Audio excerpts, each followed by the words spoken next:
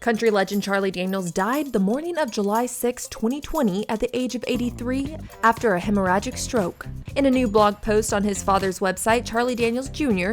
shares his father's final hours and explains that a medication he was taking likely contributed to his death. In the post, Daniels Jr. called the week of his dad's death an emotional roller coaster.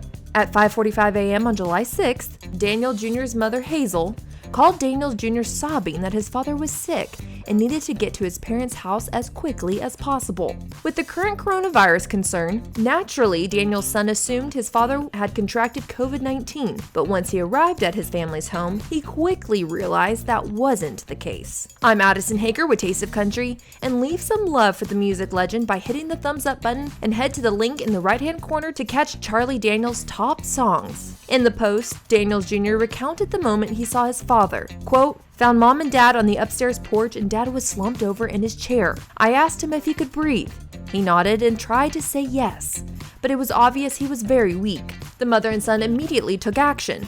Daniels Jr. calling 911 while Hazel dialed Daniels' cardiologist. It was during Hazel's call, Daniels' doctor suggested the singer may be having a stroke. In a race against time, Daniels Jr. wrote that he, along with Daniels' longtime manager David Corlew, raced alongside Daniels' ambulance to Summit Medical Center in Hermitage. Once there, the doctor relayed heartbreaking news no son wants to hear about his father. Quote, "He told us that dad had had a massive stroke and wasn't clotting." The reason Daniels wasn't clotting was due to the blood thinner the singer had been taking, medication Daniels had been prescribed following his 2010 stroke, a stroke that only left a little lingering neuropathy in his fingers on his left hand, allowing the singer to continue performing. Quote, "It probably kept him from having another stroke for 10 years, that and his pacemaker, and in December of 2018, he had cardiac catheter ablation surgery to improve his heart rhythm, which increased his energy even more. But unfortunately, the blood thinner is what did him in this time.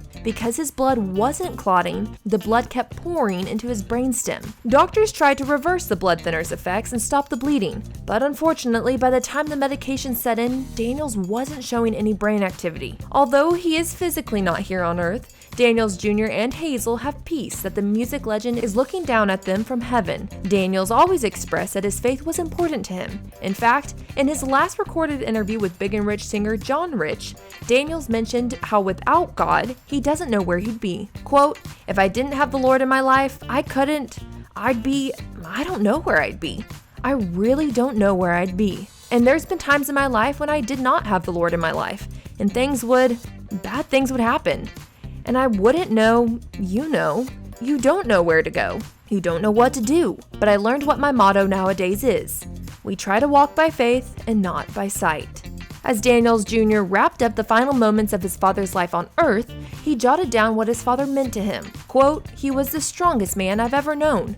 The best father, the best boss, the best friend I could ever ask for. My mom and I miss him terribly." Daniels was avid on Twitter, and Daniels Jr. let his fans know that the CDB social media accounts will continue to remain active, in a way keeping the singer's memory alive. Daniels was laid to rest on Friday, July 10th. His family asked that in lieu of flowers, fans make a donation to the Journey Home Project, which Daniels and his manager Corlew founded in 2014 to help address the needs of U.S. veterans. Daniels Jr. summarized the past week like this, quote, "I think it goes without saying that this has been the worst week of my life, bar none. The man I've known for 55 years, who, along with my mom, have always been there for me, is gone.